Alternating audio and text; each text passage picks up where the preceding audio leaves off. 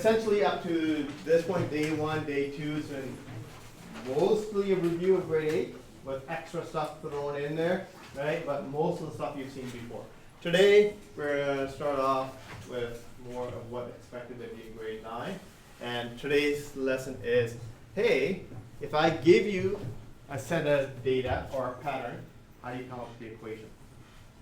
You already did the other way around where I gave the equation, you put x values and you filled out the table. Now we're going backwards, right? And that's what you need more of a skill for next year, right? Now, all of our equations in this chapter will look like this, right? Where we have a number sitting in front of x plus or minus another number. These have names, right? A number in front of x. Do you remember what that's called? Starts with the C. Coefficient, yeah. So you have a coefficient here. And you will have a number all by itself. You guys remember what that's called? Starts with C again. Constant. Right? So you have to look at the pattern and come up with the equation. So you need to be able to figure out what are these two numbers. All right? The first step is to determine what the coefficient is. So we need to look at, so I wrote a little steps here, right? You have to figure out the pattern and just notice how much is it going up or down by each time in the pattern. So here, this is our pattern here. We have this, what is this, 6-sided shape here. So that's a hexagon. And each time a hexagon is added. I know figure 3 is probably a little bit harder to predict. So figure 3 is going to look like figure 2. So draw figure 2 first here for guys and girls.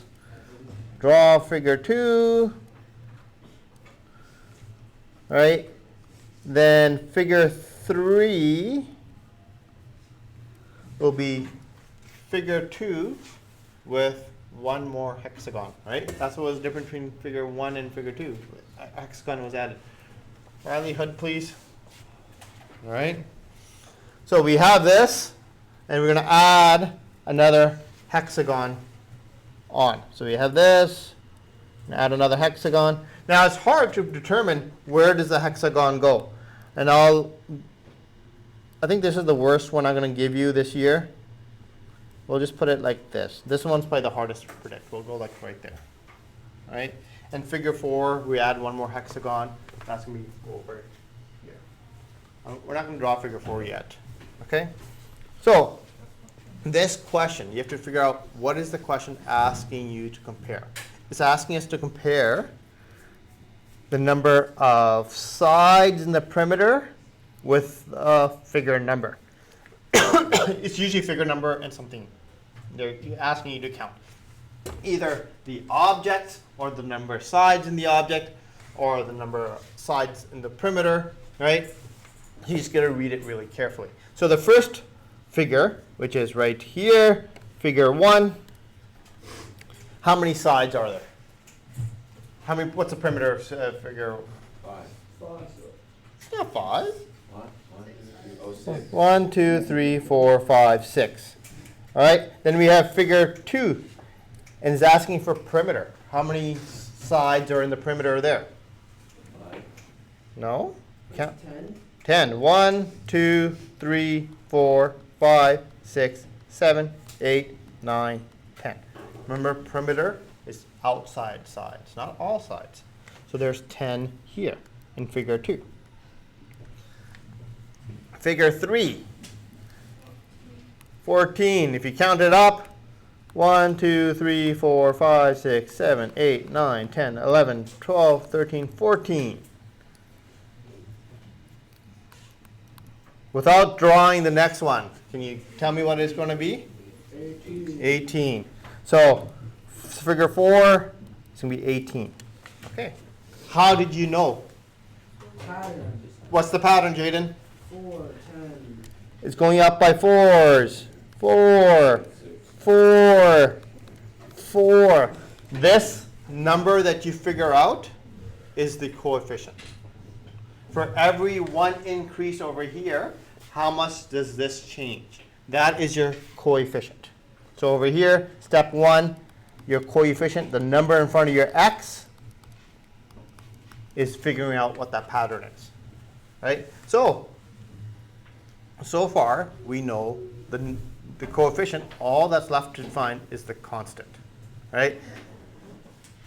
We use the information in the table to figure it out. So right now, we know that instead of using y's and x's, we're going to use n's and s's. So which one is, our general equation is usually y is equal to mx plus b, but this time we're going to use n and s. Where does the n go? Where does the s go? The n goes in the x. N goes in the x. Remember, this is x and y, the way the table is set up. And so I'm going to say, instead of, I don't really like using the letter s, because sometimes the s looks like the number 5. So I'm going to say sides instead. I'll write out the word, so it's not as confusing, right? So sides is equal to our coefficient, which we figured out was 4, n plus a number, or maybe minus a number. We need to figure out that next. Oh, minus 2. Oh, how did you figure it out? How did you know it's minus 2? Because every single time you put them together, that minus is 2. Okay. Subtract 2 sides. Every single time you put another shape on it, takes 2 lines away. Okay, so you're close. You're not quite there. So remember, when we created the table in the day 1 lesson, we put numbers in here for x, and that gave you the y value. We're going to do the same thing here. So this is my equation so far, plus something. All right? So if I put in my x value that I know, oops, equals 4 times 1. So I need plus something. Plus 2. Right? Because 4 times 1 gives us a 4. But we want the answer to be 6. Right? So we have to add 2 to make it work. So you have to go plus 2 to get 6. So our proposal is sides is equal to 4n plus 2. Right? Now it's really easy to make a mistake with these kind of things. Once you've got your equation figured out, I suggest picking one other point off the table and just checking with your calculation. So we go here. It doesn't matter which one you pick. So pick 2, 3, 4. Which one do you want to pick? 3. 3. We're going to use our equation. We said 4n plus 2 is our equation. So we're going to stick in 3 this time and see if it works. If it doesn't work, that means we need to do some changes. So 4 times 3 is 12. 12 plus 2 is 14. Okay?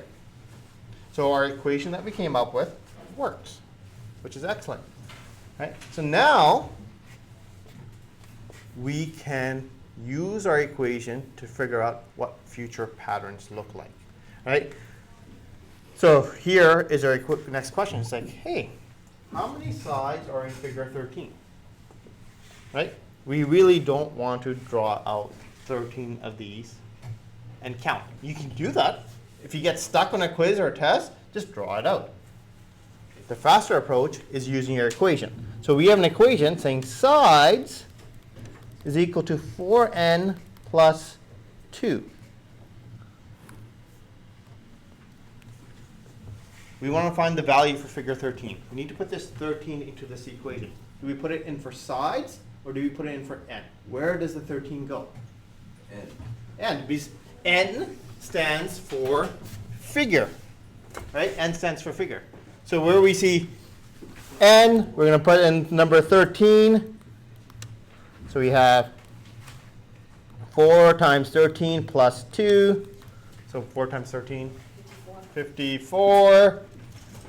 No, it's not 54. The whole thing is 54. 52 plus 2, we get 54. Okay?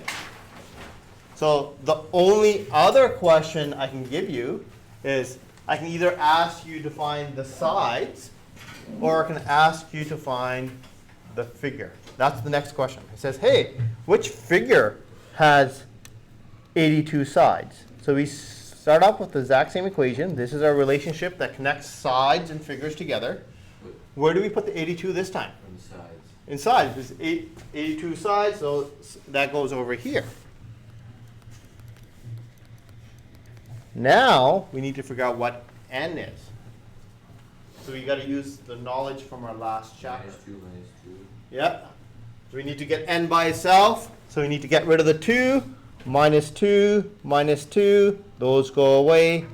80 is equal to 4n. Then what do we do? Divide by 4. See, look how fast I was. Right? In grade 8, that would take me a long time. 20. Okay. So we say the 20th figure will have 82 sides. So those are the only two kind of questions I can really ask you is, hey, in the future, how many sides will the 14th, 13th figure all have, and which figure has 82 sides, right? Is using this equation.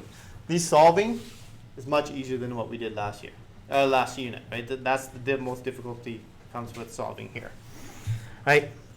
The only other thing I want to write down here before you pack up says describe the pattern. So that's just in words describing what's happening with the pattern. So our pattern is increasing by 4 each time. So you just put that in a sentence. Start with 6 and add 4. Yeah, or just like you're just describing the change, right? The sides increase by 6, or the not even sides, the perimeter, right, increases by 6 each time. All right, so just describing to somebody in a sentence what is it, how's it changing, and that's fine, right? Okay, that's it. We got 5.